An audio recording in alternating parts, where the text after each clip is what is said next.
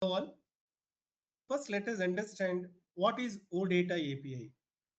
OData stands for Open Data Protocol and API stands for Application Programming Interface.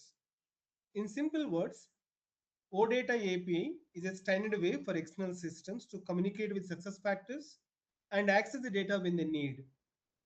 It allows us to read, create, update, and delete SuccessFactors data using HTTP methods. So what kind of data can we get through OData? So SuccessFactors provides different types of entities. For example, we have per person, nothing but a biographical information. Then per personal, personal details, personal information.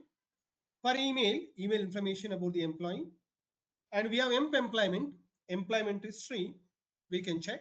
Then we have emp job, employment job, and job information.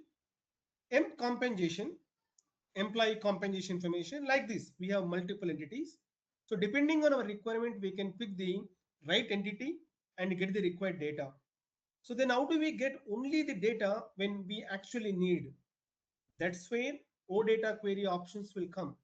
Like we can use filter, select, expand, different type of query options we can use depending on the business requirement.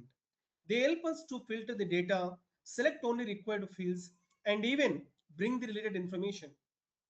This makes OData very useful for integrations with tools like SAP CPI, Boomi, or MuleSoft, or any other middleware tool. Thank you.